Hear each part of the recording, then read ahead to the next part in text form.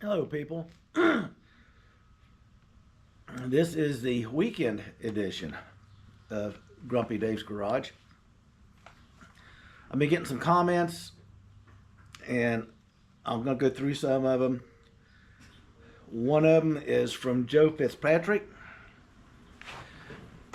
It's commenting about a remote oil filter being required.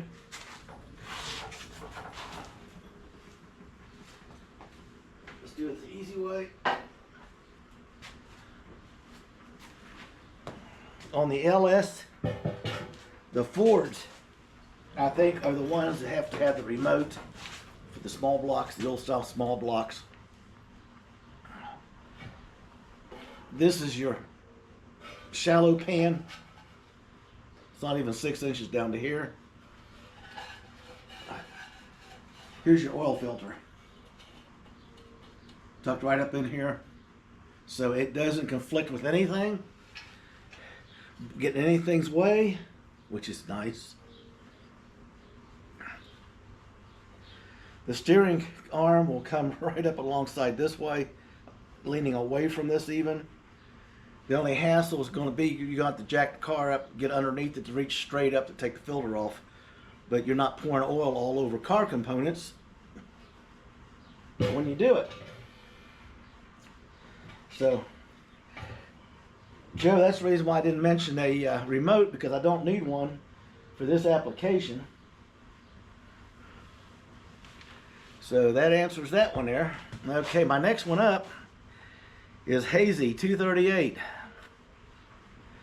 referring to the driver's side, passenger side, right or left side, because across the pond everything's backwards from over here. So I guess I'm going to have to say driver's side or passenger side US, so they know I'm talking about the left side or the right side of the car, not their steering's on the other side, to clarify issues and stuff. And he wants to ask when the welding is about to begin. Everything is fitted.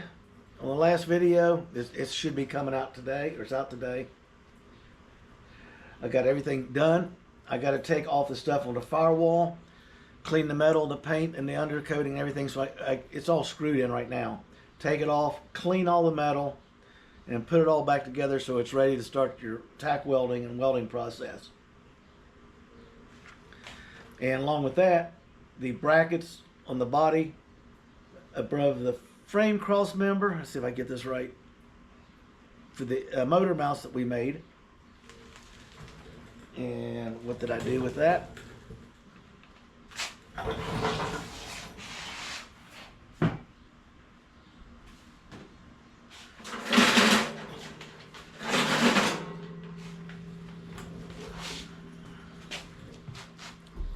So basically, let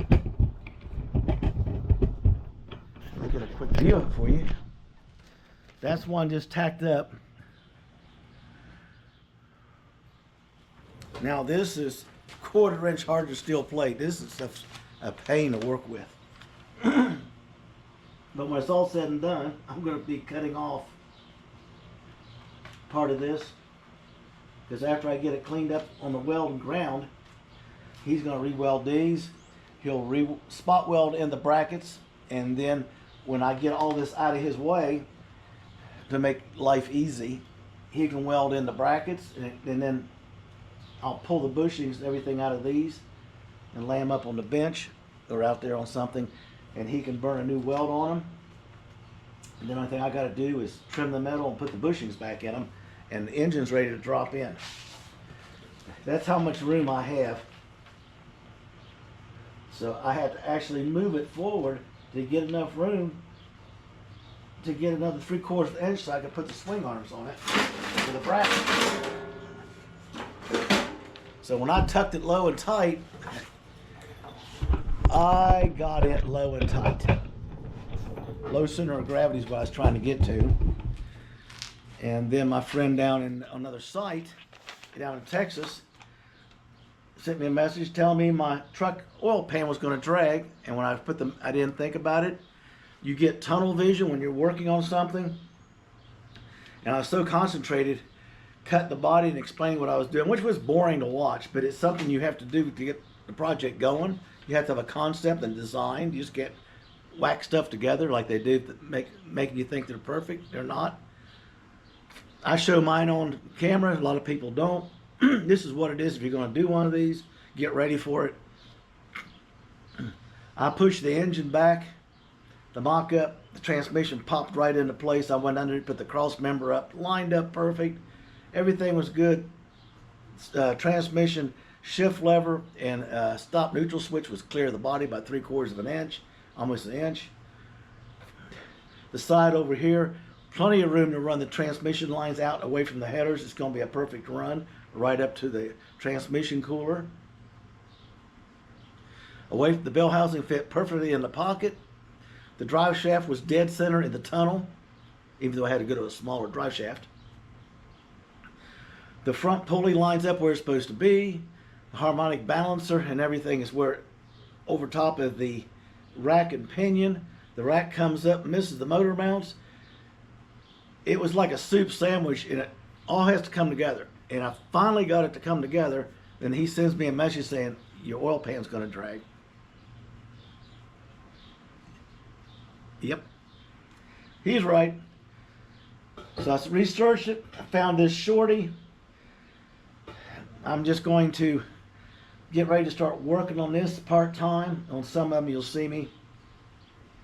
After we get done with the next round of welding, I can pull the and the motor mount brackets and everything are in. I can pull the transmission cross member, drop the transmission out. It comes in on the engine stand we just put together yesterday. So I can clean it and put seals in the front and rear of it.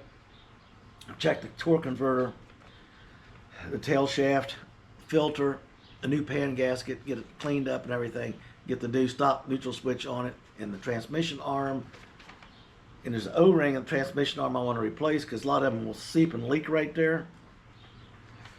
To make sure it's tight right, I don't want to have to get under there and work on it. So the transmission will be done first, and we'll drop it down on a skate and roll it out of the way. The engine, that beast will end up going up on the engine stand. And I'll take off the seat belt he's used for an engine lifting strap because it won't work for me. Take off the alternator bracket, take off the top of the engine cover just laying there. Take off the coil packs and the racks, spark plugs, fill the holes up, the manifolds and everything. And start cleaning, detailing, painting, and looking for oil leaks and stuff, which I haven't found any yet. Then after it's drained, I'll flip it upside down. We'll put the new pan on it, the pan gasket. The windage tray has to be altered. The pickup tube and the correct O-ring have to be installed. So I got to do a lot of double checking. I am new to these engines. If that was a small block Ford or an old 350 Chevy, I could do it with my eyes shut. But this is a whole new stomping ground for me.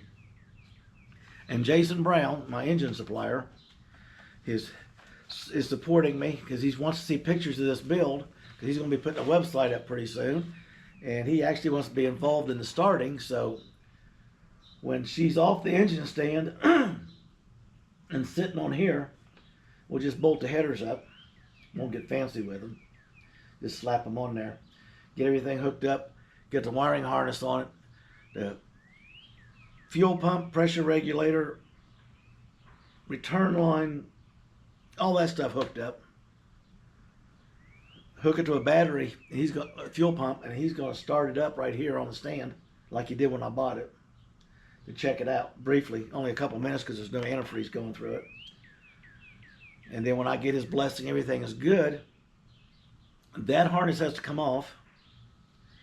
And then I'm going to be using a standalone harness that has to be wired through the car into the engine compartment. And it'll come up on the passenger side, the right side of the car, to the engine, and sit on the American side coming back because there's too much stuff on that side of the MG. So that's about the way it's going. So the welding is getting ready to roll there. And that's how it's going to be moved forward. Let's see, who's next there? Newton Firefly 3584. You have some very in-depth questions. If I try to answer them on channel, people are going to be screaming because it's boring. They don't understand what we're talking about. The details, the fabrication, the concept, the application of tire compounds, tire sizes, rear end ratios, and so forth. In about a month, I'm going to have an email set up. So on these in-depth questions and stuff, I can refer people to put it in there and give me a chance to research it, where I can go in and type in an answer and try to explain everything.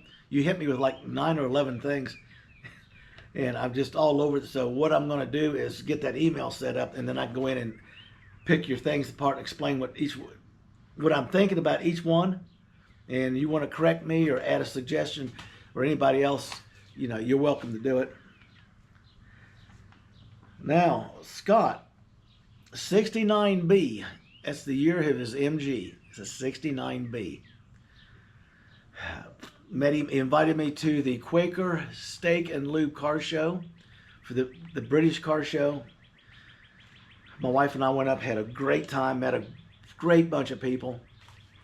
Over 100 some MGs alone. I'm not kidding you.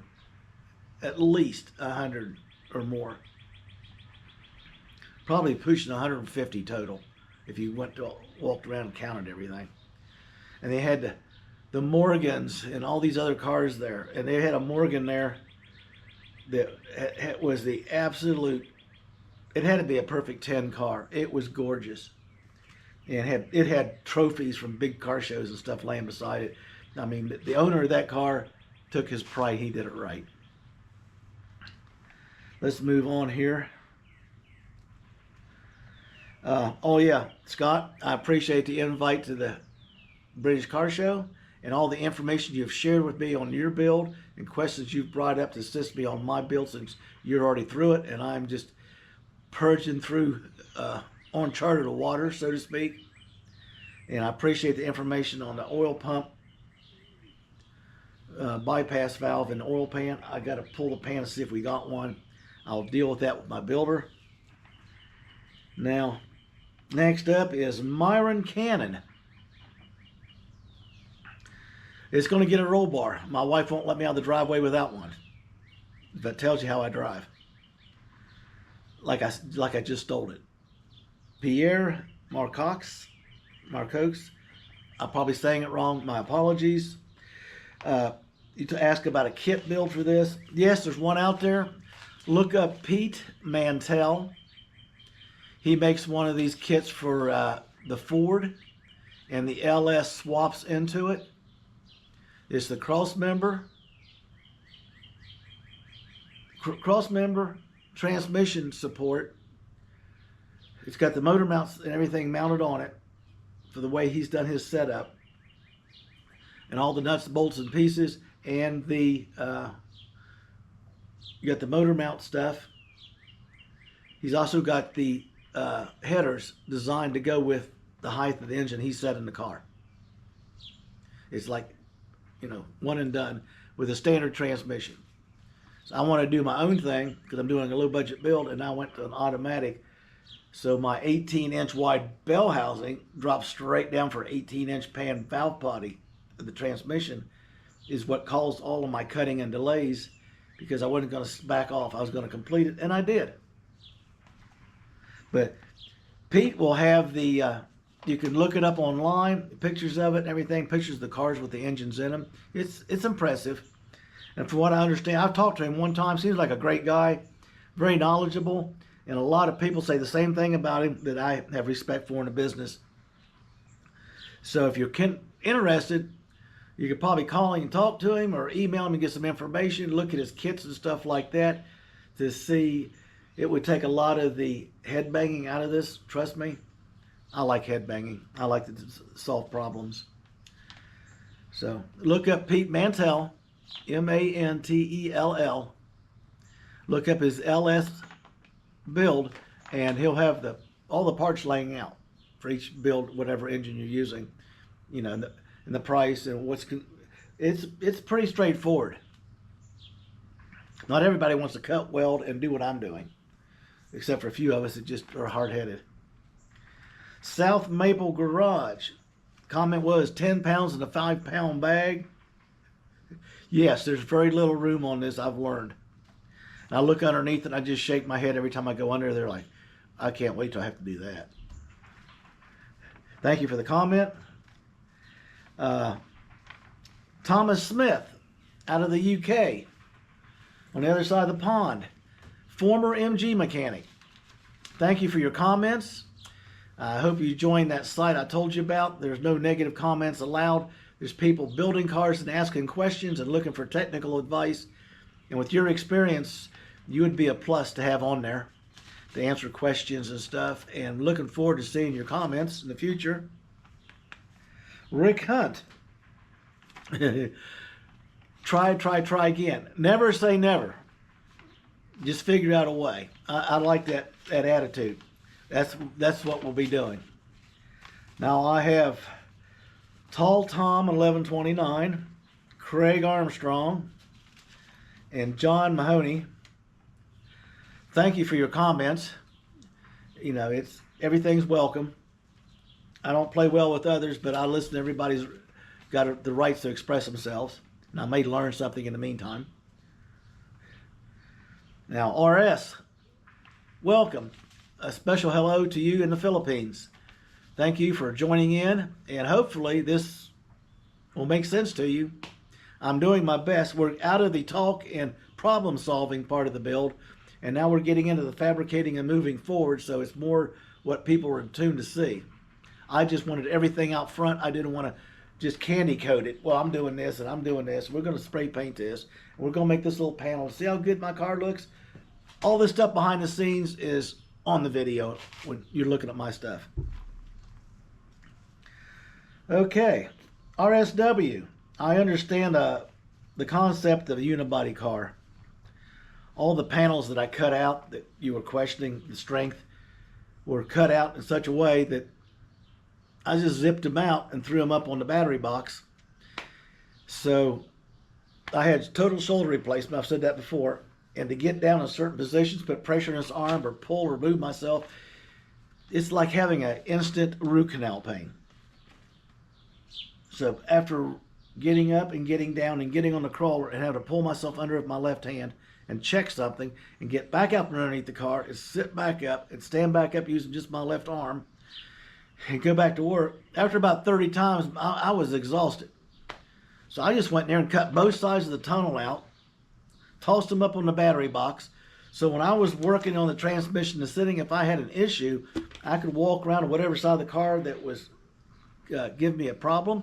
I could look right down and see it, which sped me up. Really, after I did that, it probably took weeks of climbing up and down underneath this car.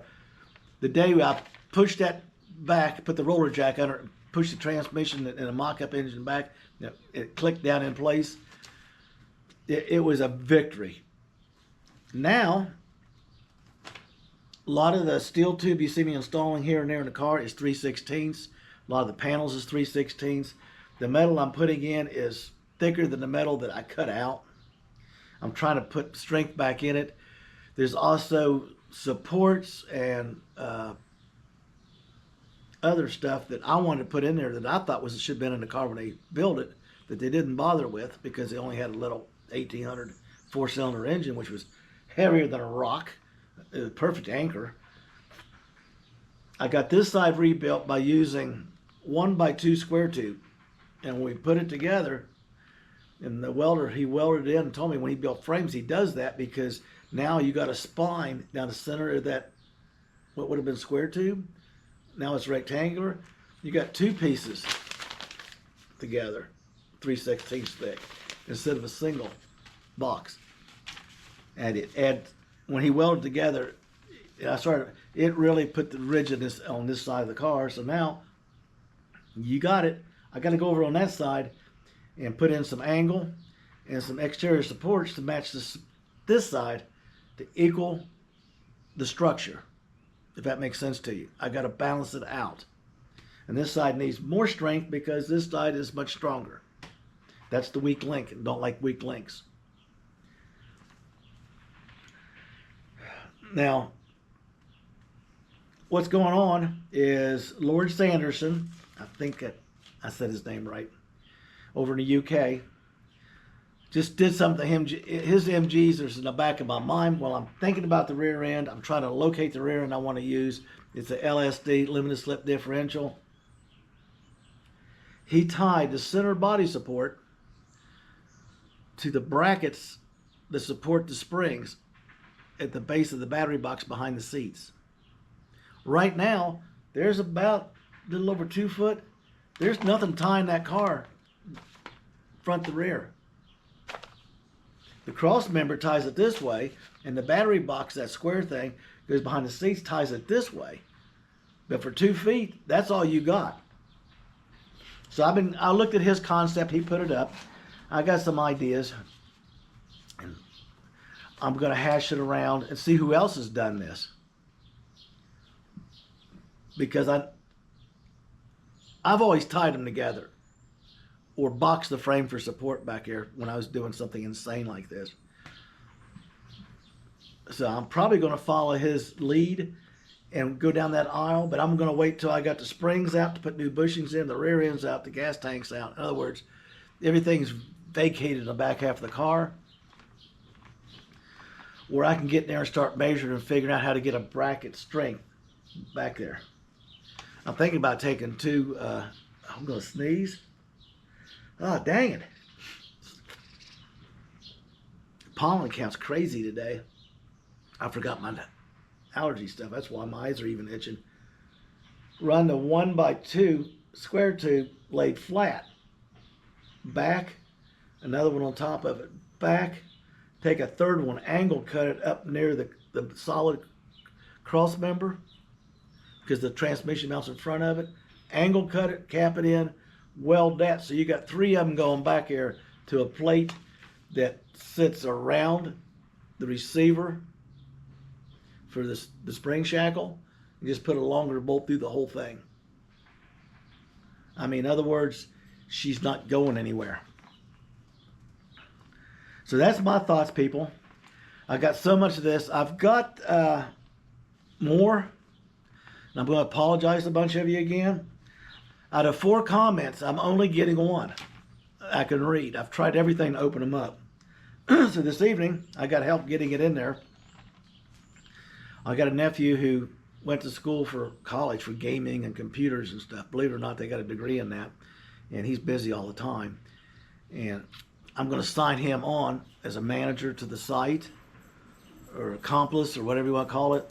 So when I got a problem that I can't figure out or needs to be done, that I can give him a call and put it on speakerphone, and I can watch him, and he can sign on down in Kentucky where he lives and correct it. So I'm not wasting time learning something that I have no desire to learn. So he'll be getting the channel up and getting it working correctly later today. By the time this video hits, okay, I should be corrected. I didn't do I got to do a banner, I got to do this, I got to do that, I got to change this, I got to change that. I got to find out why I can't get to your comments. I'm trying to answer them. And I'm just kind of burnt for time. For every, I'm going to tell you how it is, for every 2 hours here, I spend equal to or more time in the house on the computer, trying to find parts and ideas and part suppliers that are less expensive than the ones that I got the first quote from. It's a never-ending challenge. I really would want to go out there and finish some sheet metal work, but I can't, because I got to get the transmission out to get to the other sheet metal work. I got to get fabricated and screwed or tack welded in place so he can come in and do the final weld. Now, excuse me, I'm not going to sneeze. I'm not going to sneeze. I'm not going to sneeze. I got a question for you guys, especially you welders. I went through surgery 2 years ago. I've had 2 torn retinas repaired, which caused 2 cataracts to be lens replacements. I had an laser eye surgery on both eyes, and another laser surgery on here to get the pressure to equalize. I can see 20/20. I don't need to have a driver's license. I just can't read small print, which readers are fine with me. You see me wearing glasses all the time because I'm required to have glasses on, and my wife will basically beat me around the head with a board. So when I come out here, I got to lay these down and put on safety glasses with cheaters in them to protect me. Or my safety glasses, there's safety glasses with sunscreen lenses in them, wraparounds. My welding helmet works if I get a bright light over it and I put a 2.5 Doppler cheater lens in, which cleared it up. For the first time, I took a stick. I had to cut a third of it off because my arm's still flopping around a little bit. It's still healing. It's weird, the muscle control thing. I follow the line. Beautiful weld. Strong weld, penetrating weld. Got underneath the car. As soon as I get in a shadow or at a weird angle, which is my shoulder, I was all over. I looked like a 2-year-old with a chopstick trying to make sparks. I gave up. What I'm asking is, what do you think about these welding helmets with the LED lights built in them? And the new lens that they came out with that is almost as clear as a picture. It only has a very slight tint to protect your eyes with a special tint. To give you, they call it more clarity or clear view or something. So if you've got one, you've welded with one, you've used one, let me put a comment in there. I want to see how it's working for you. I've been looking at them. I hate just to buy something to find out I can't use it, or it's not going to do what it needs to do. But the clarity would help. The LED lighting would help. On the bench up here, I got LED lights everywhere, and I can weld perfect on this bench. Only trouble is that motor underneath that car is not on this bench, so I couldn't see to weld it because I had the sun hitting me. I had shadows and dark spots being up underneath the car. It was a disaster. It was ugly. If you'd be kind enough to give me some comments on the welding helmet or a helmet that you've actually used that works, I'd like to hear from you. I'm just trying to get some research done on it because I'm going to be moving in and doing more body work and stuff. And as soon as we're done with this and the headers, other than occasional special weld, he won't be back to weld. He's got his own thing getting ready to get started for the summer. And I need to compensate for the visual thing with the light and the lens and the clarity so I can get back to welding. Doing the body work and stuff is not going to be that hard. Getting under the car and welding is a pain. People, don't take no for an answer. Get your build on. Do it your way. Have a blessed day, and I hope you enjoy the rest of your day.